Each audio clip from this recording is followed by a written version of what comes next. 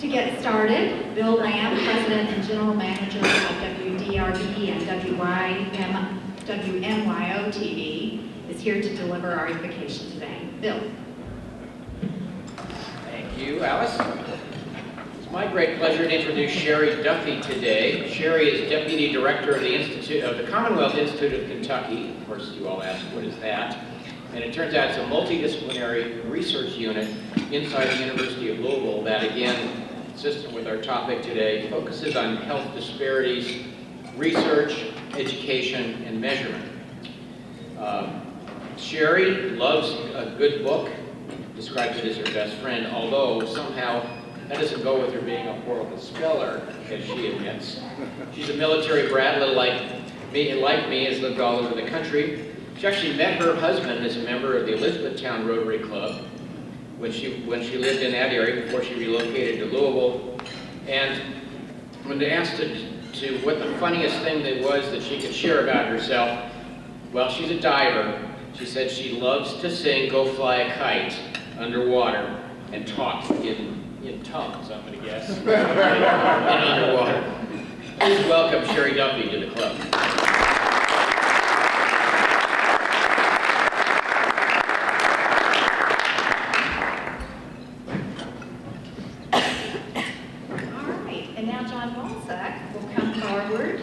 John is director of the Louisville Zoo, and he is going to introduce our speaker today.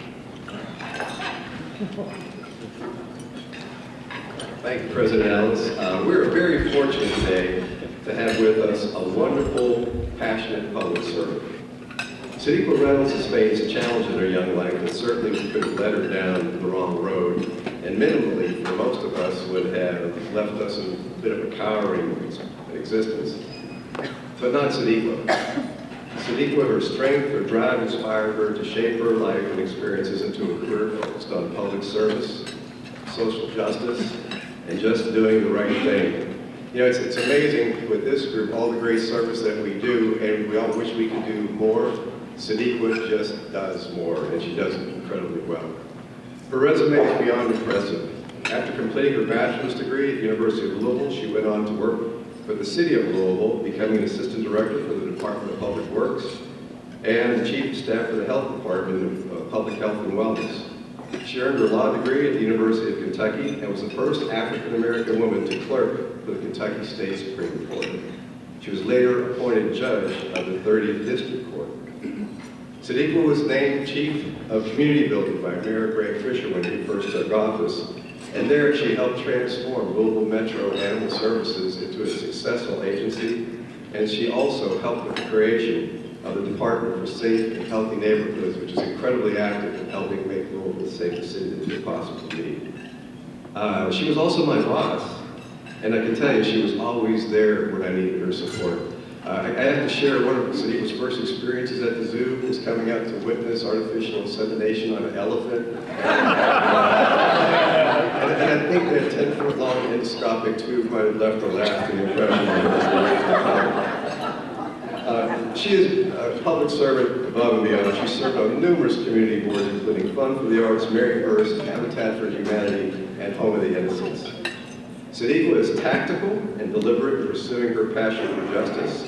And if you aren't going to help her, it's probably best to just get out of the way. She is going to keep on going. I have truly never met anyone more sincere, with a more sincere passion for social justice than our speaker today. I wanted to introduce you to my friend, the CEO of the Louisville Urban League, Sadiqa Reynolds.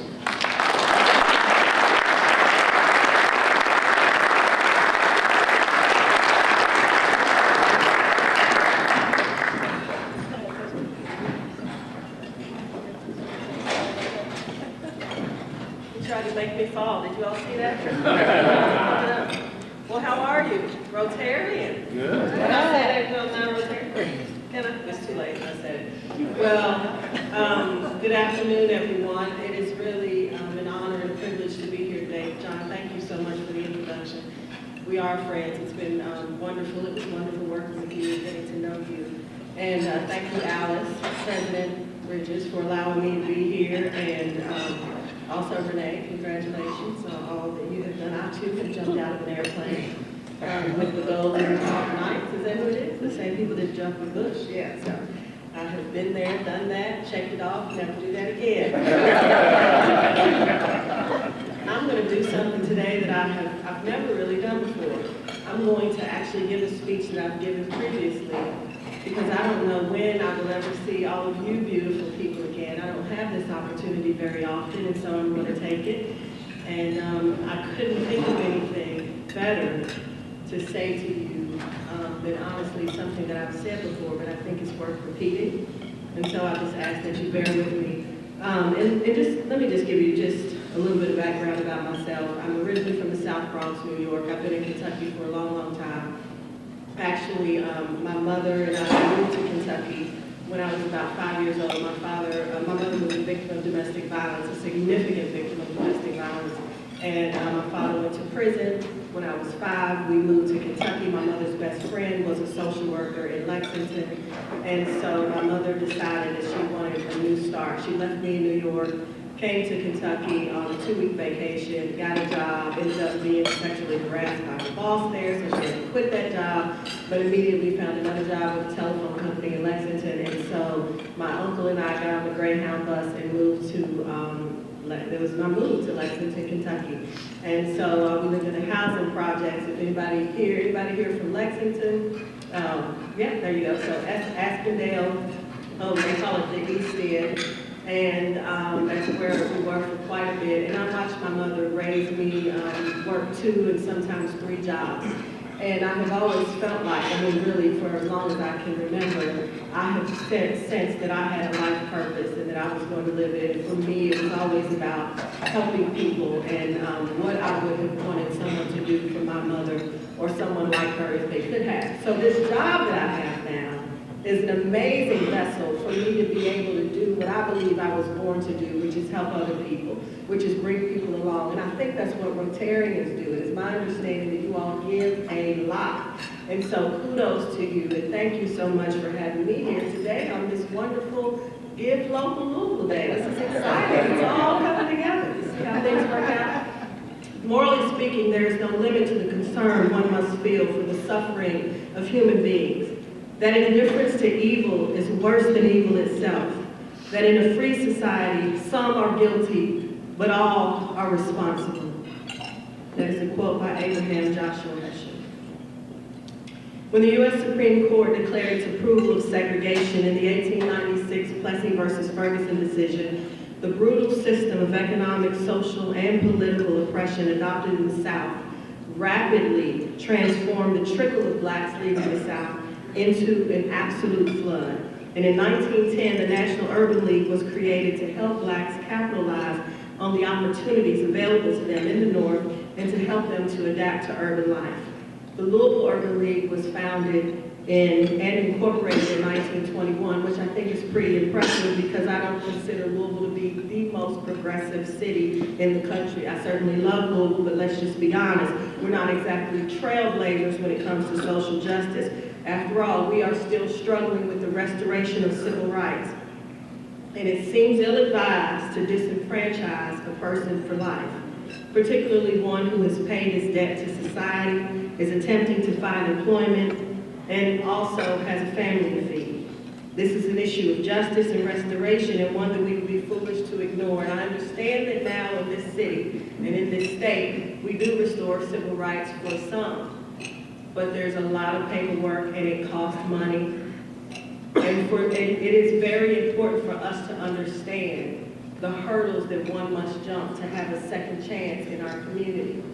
And I am telling you, this city, this state, I don't want to live in a community with people who have no hope and no opportunity for a second chance.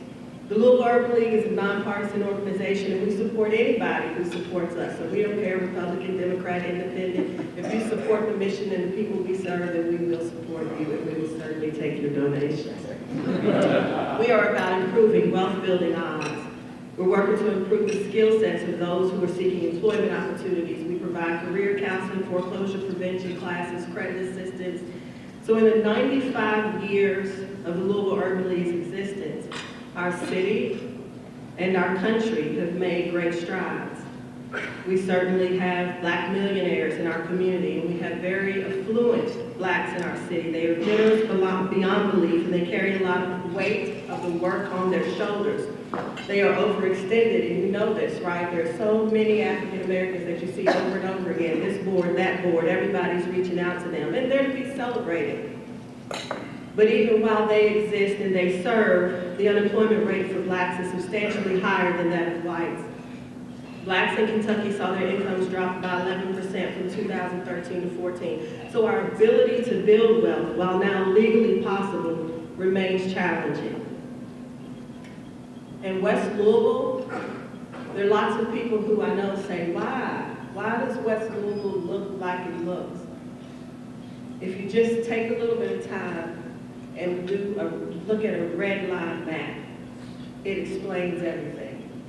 If you could understand that the policies of banks were not to loan money to people who lived in certain parts of this city because of their skin color, you can understand very clearly how policy has impacted a part of this city.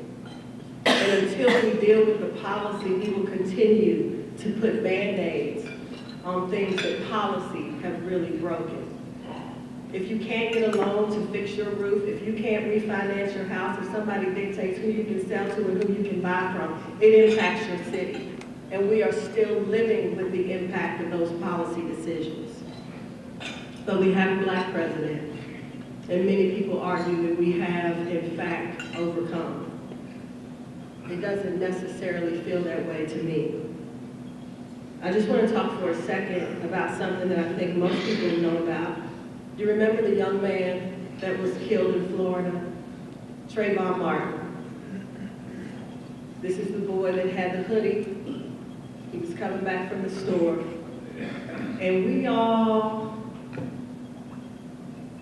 not all of us, but a lot of us thought, what did he do? What did he do wrong? What did he take? We analyzed everything, not all of us, but some of us. Where did he get the Skittles? Where did he get the iced tea? Did he steal it? Where were his parents? What was he doing out?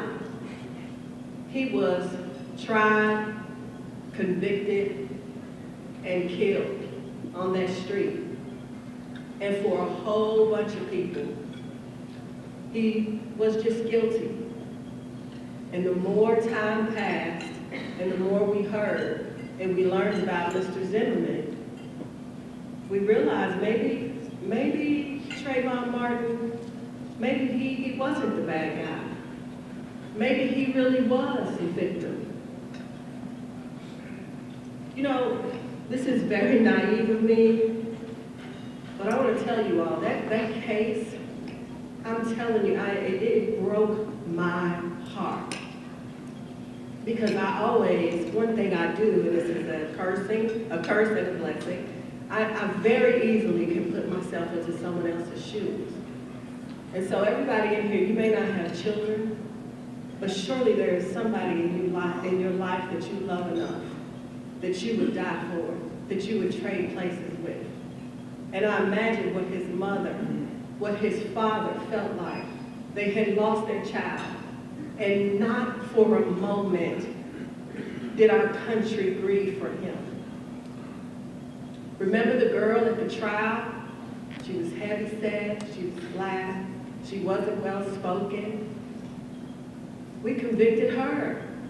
She didn't use proper English.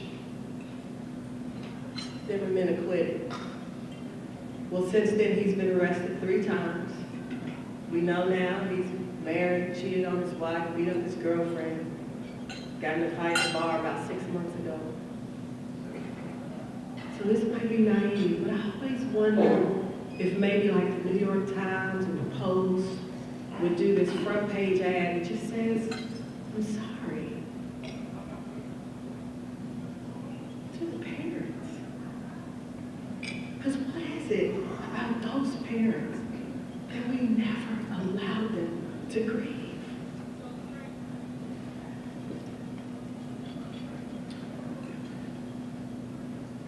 Talk about, just for a second, this Black Lives Matter movement. am not some radical, I'm not gonna get into all that, but I just want you to understand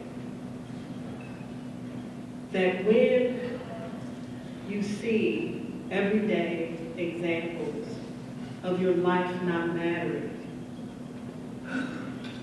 it is a level of desperation that would drive you to the street just to say that my life does.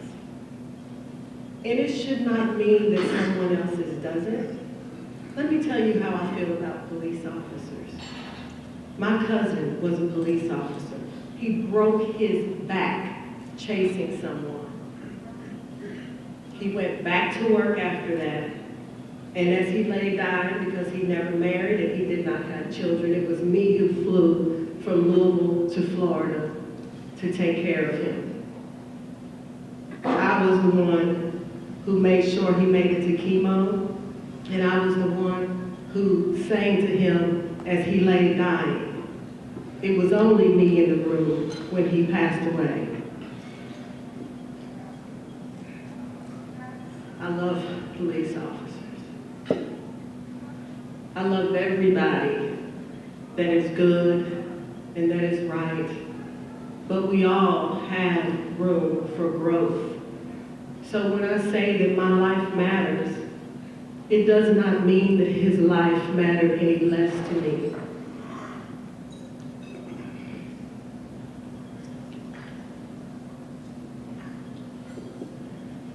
Right now, in our country, we are at a crossroads,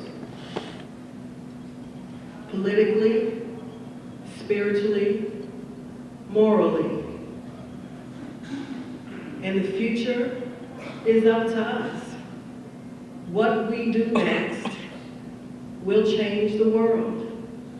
We are the United States of America, the greatest country in the world. Louisville, Kentucky, the greatest city in the world. But if you live in the wrong zip code in this city, your life expectancy could be anywhere from 8 to 12 years shorter. If you are a child on free or reduced lunch, the outcomes for you educationally are lower.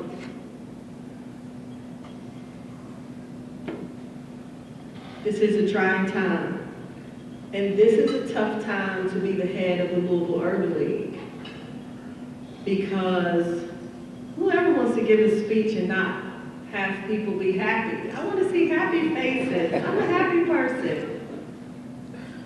But it would be irresponsible. I understand the level of privilege that I live with. And a lot of people don't. But I'll give you my best example of privilege to see if you feel like you have some. Because UPS is in this city, if it snows really, really hard, there are lots of people who better get their butts up and get out there and get that snow out, because we can never have UPS shut down. It makes sense to me. I'm all about jobs and economic development, so I want snow cleared. But I remember after a big, big snow, the snow clouds clearing the streets, and I sat in my car at the light on Shelbyville Road, right? Yeah. Wendy's is on my right, and Oxmoor Mall is on the left. You know that corner? And see, when snow clouds go down the street, they push all the snow to the sides, so the cars can get through. And I sat at the light and I watched a woman in a wheelchair try to maneuver over the hump that the plows had created. Now, these were folks doing their job, and they did a great job. But because many of us, most of us, have the privilege of walking, we don't even pay attention to the cut in the sidewalk. We don't even know what that's for. We don't think about somebody pushing a stroller or being in a wheelchair or whatever. It's privilege. I didn't see everybody who came in today, but I saw a lot of you, and most people walked in. It's a privilege to be able to walk. But does it mean that you build a community where people in wheelchairs can't get around? What do you do with the privilege? privilege? What do we do with the privilege? How do we make the world better? We are at a time in our country when athletes are protesting, and we are angry about that, some of us. I would just like to take a moment for a little footnote to remind everybody about Muhammad Ali. Do you remember how uncomfortable he made people? Do we remember? I mean, he was called a traitor. But when he died, we realized maybe he was just ahead of the curve. I am in a room right now full of brilliant, talented leaders. And our country and our city need your compassion, need you to be different than the status quo. People are dying. And oh, by the way, a lot of people talk about the violence in our young people. It's not just violence against others. Have you checked out the suicide rate? Do you know how high almost all the time, the suicide rate is 4 times higher than the homicide rate, not just in this country, in this city. Our kids are killing themselves. What are we doing? I love my job. I am living a dream. This is the vessel through which I am going to serve, I hope, until I die, and I want to live for a long time. I love this job. But what a trying time in our country. So I just want to remind you all, because we all sometimes are frustrated with protesters and people who want to, kind of raise a little stink. Remember Ali and how much we loved him. And think about this, and I don't know if you all will ever invite me back, but it's okay, because I mean, one thing I'm known for, if anybody here knows me, I am honest. I am honest. I love God, I trust God, and I know that He is going to take care of me, so I have nothing but the truth to give. In South Carolina, when the people, remember, in the church were killed by the man who was clearly mentally ill. And so there was some politician that was murdered, as well as others in the church, and you saw that in that case, certainly that black people could be victims, and it was shown and highlighted. And you think about the respectability that you have to have in this country for people to actually grieve you. And I'm telling you all, if you haven't walked in someone's shoes, you just don't always understand what it is. I was the first black woman clerk for the Kentucky Supreme Court, and at the time that I did that, I was the only black woman there. I was the first black inspector general in the state of Kentucky, and at the time that I did it, I was the only black woman there. I mean, it's flattering, but it's 2016. What does your company look like? When you interview, are you intentional about who you bring in for that interview? It's so easy to say we're compassionate, but how do we show that? How do we take care of those who are less fortunate? How do we acknowledge that? I've told this story before, I'll tell it again today. Took my kids to the Macy's parade, because I'm from the South Bronx, and I like to go back for the parade, and so I did that. Took my kids, and we were driving back. I drive a 2000, it was at the time, first brand new car I've ever bought in my entire life. I did it. It was stupid, because you drive it off, it makes no sense, but I did it. Acura, MDX, love it. pull over in Pennsylvania at a rest stop. There were probably 50 people walking around. It's kind of raining. I jump out to run in with the girls, throw my hood on. I've got on some boots. It's November. I'm in Pennsylvania. I'm in New York. I'm looking pretty bad. I got leggings on, my long sweatshirt. The woman backs into my car. He didn't say, I was also a district court judge. I practiced law for many years. I see Leo was here, who I once worked for. Nice to see you, sir. It's always nice when people know you and they don't cancel when they see you speak. Anyway, I digress. So she backs into my car and I said, oh, let me just have your insurance. It's not that bad. I'll call. That's fine. Oh, no, I can't give it. She was afraid. She said she was scared. She didn't want to give me her information. So I had to call the police. The lady leaves. The police have to come and follow her down the highway. They ultimately pull her over. And I just thought, what is it? I got a 9 and 8-year-old in the car. I'm in Pennsylvania at a busy stop. It's 2 o'clock in the afternoon. It was kind of dark out. It was raining, but really? And I know, this is, all we have to do is exchange information. This is not a big deal. The car it was just a little, one could argue that I didn't even have, my car, it was hit. But the point is, if you don't have to live with that on a regular basis, you can't tell people how to protest against that hurt. If you regularly walk into a room and have to consider, what should I say? Can I tell them really what it feels like? Or should I just be PC? If you don't have to constantly think about that,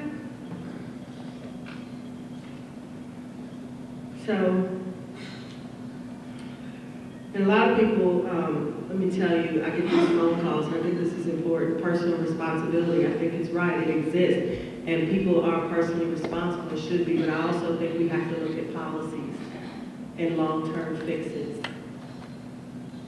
So, I am the president of the Louisville Urban League at a time when I think we're at a crucial point in our country that we can figure out what divides us and continue to divide us, or we can figure out what we have in common and figure out ways to come together. Our children are really dying. They are killing themselves and they are killing each other, and that goes beyond race. Trust and believe that. You can look up the numbers. I see my friend Tony Zippel from 7 counties. He will talk to you about mental health and the lack thereof and how much of a need there is. Something is wrong in this wonderful, wonderful country that we have all had the privilege of being born in. Well, maybe not all of you, but me anyway. And in Renee's case, the privilege of serving. So how do we fix it? The world is changing. 2020 will come and the population will be different. What will we do? How will we use the privilege that we have? I feel confident that we will be able to make changes because I live in this city and because I know so many of you. I know your hearts, I see your work, I look at the companies and all of this philanthropic spirit in our community and how much people are willing to give their time, their talent, their treasure, and quite frankly, that the Rotary would invite me to come and speak. I am so encouraged. And I am here as a partner through the Urban League to help change our city and our world. We're going to be doing a lot of wonderful things, but trust and believe the League will have a voice, because what is happening is too serious and too urgent.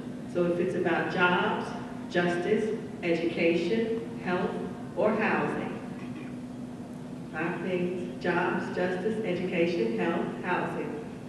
Louisville Urban League is going to be engaged. because we care. And this, I don't know if somebody's controlling this thing with my picture up, but what I like better than that picture, which was taken after 2 glasses of wine and I was at a party, it's anyway, the 4-way test of the things we think, say, or do. I don't know how, did y'all vote on it? I don't know if this is a national thing, if it's just us. This is phenomenal. These are things to live by. Is it the truth? Is it fair to all concerned?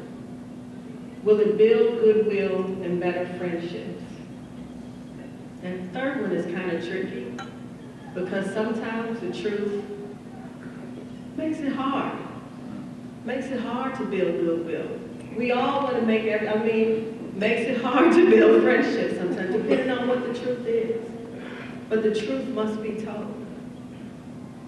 The elephant in the room has got to be addressed.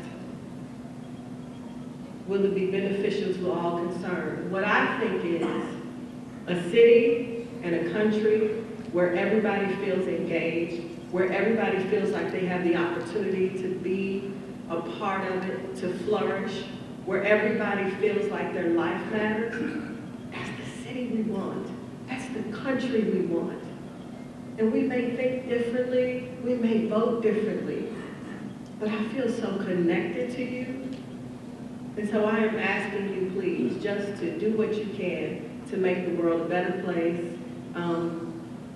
If that means supporting the Urban League, we'll be happy to have you. But I really do thank you all so very much for your time, for your attention. And please know that I am encouraged by you all. I do think we are now in the fight for the soul of our country, but because of good people like you in this room, I think we'll be fine. Thank you so very much.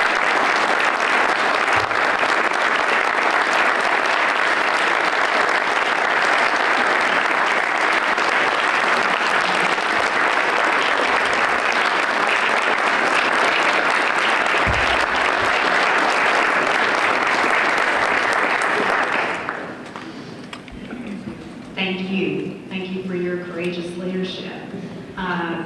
We'll have some questions from the floor for you. Just a quick one from me.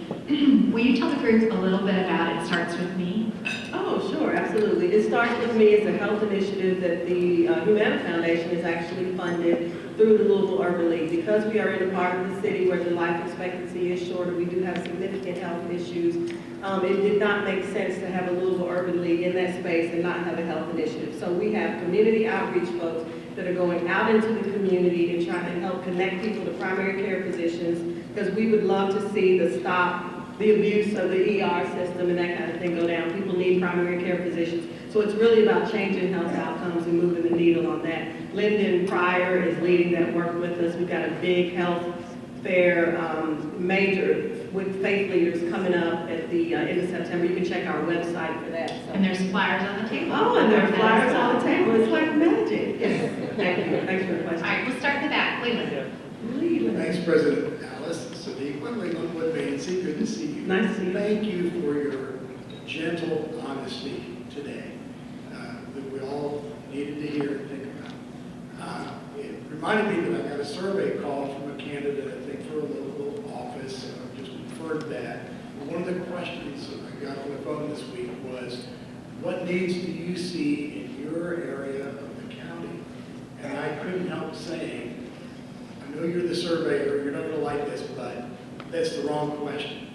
I think it's what are the needs in this community as a whole that will make my area and every area better, but until we address the deepest needs, we really can't do anything for the affluent areas either.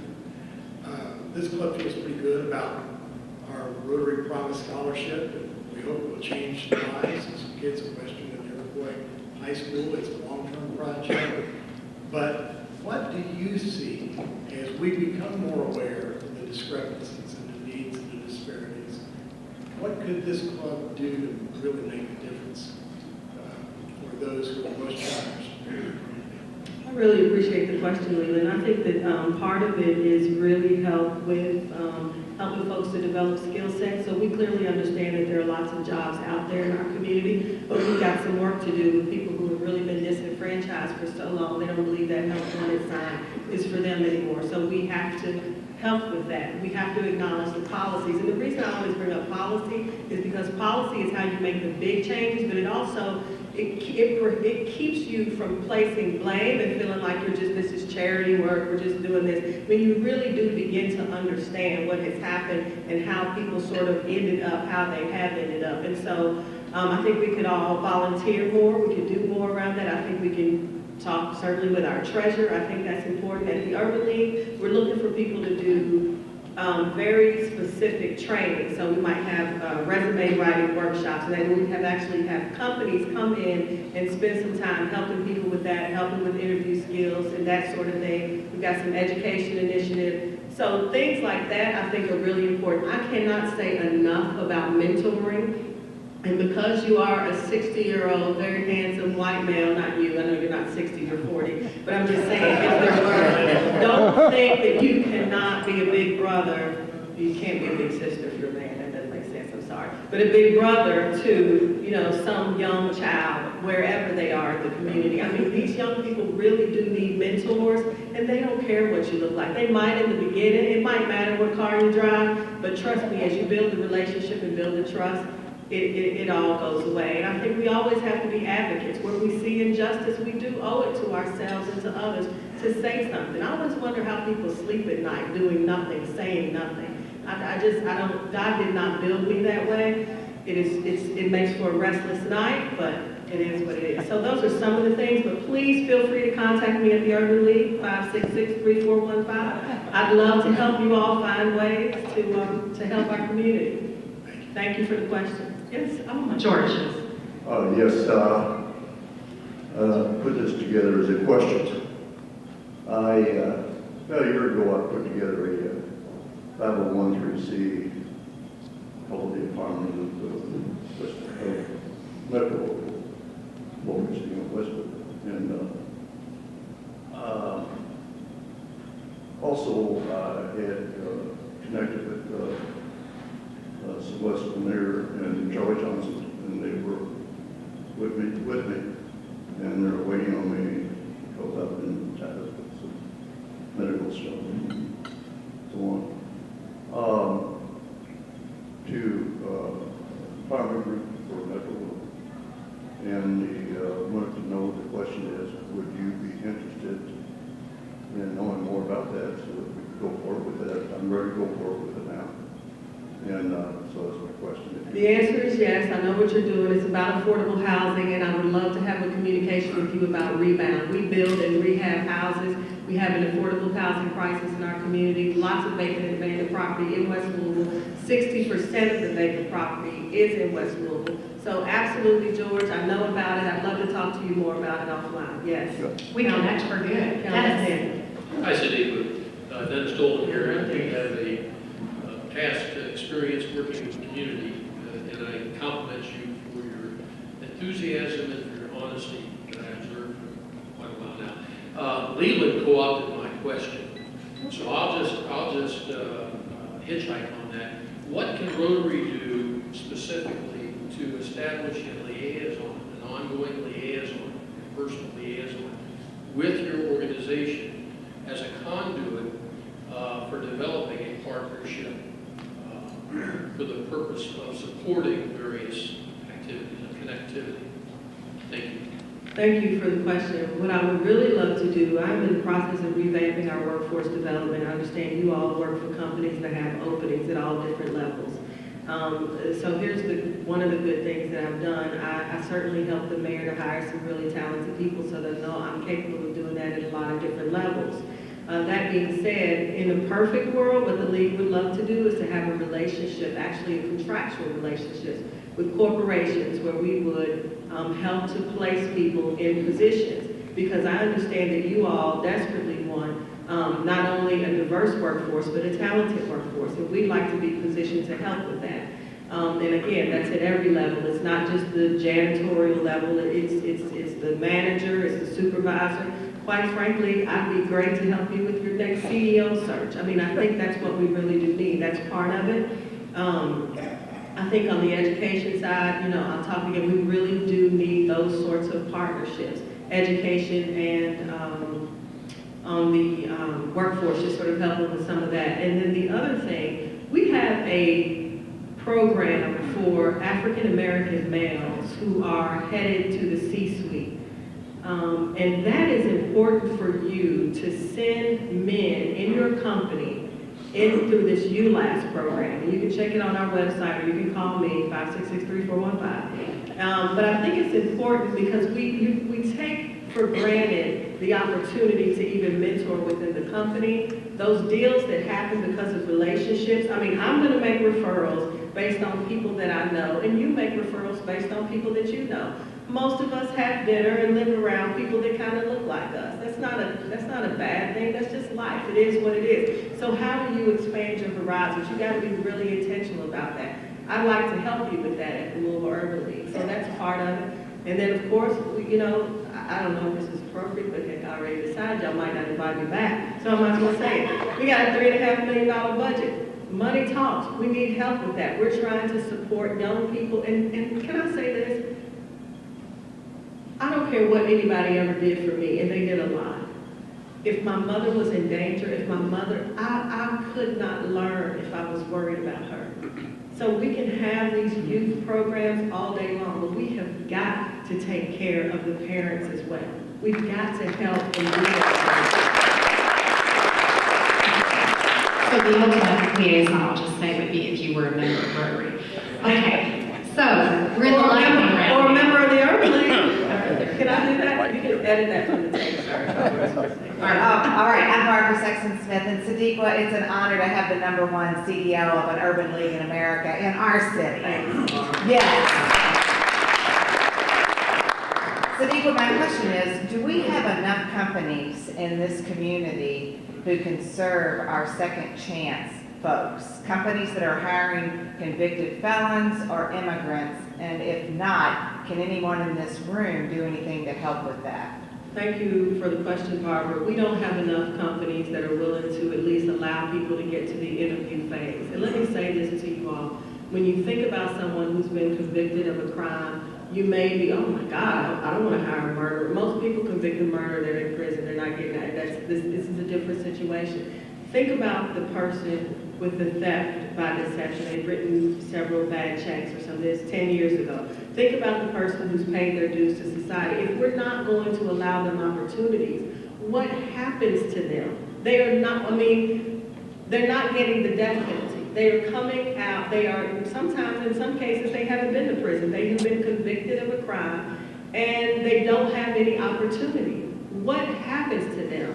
And we at the Urban League, actually a couple of our outreach guys are convicted felons, and I'm telling you, phenomenal workers. And so I think we really need companies who will not have the box on the application, don't ask the question, let people go through the process. And then they have to disclose, you need to know.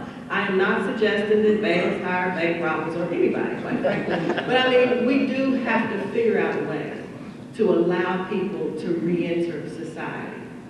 And if you need a little more history lesson on that, which I do not have time to give, but read about really why we took away people's rights when they were convicted. What was that really all about? It's way deeper than just where we are right now. So thanks for the question. Hope more companies will give people second chances. Yes, sir. Neville. You ready for time? We're in one. Lightning round. All right. Red line. Red lines for the banks. Sadiqa, if you could give people a little background as to what those are, because I've been in situations, in predominantly white situations, when somebody has said, hey, red lines, you couldn't, loan banks. And the response to the people around me was, that didn't happen. I don't believe that. So if you could just give a little context as to what they were, and if they're still happening, what are red lines? Well, I mean, I think, so their banks right now get CRA credits through the federal government because they're trying to fix what we have acknowledged was wrong. So there are maps, and you can find maps in Louisville, bankers' notes, names written, everything signed by folks that are, you know, very wealthy and passed on and left a lot of money to their families now, that literally have red lines drawn on the map. And these are places where it's too much of a risk to give a loan, like whole communities. I mean, it's just that simple. It's red line. It's not imaginary.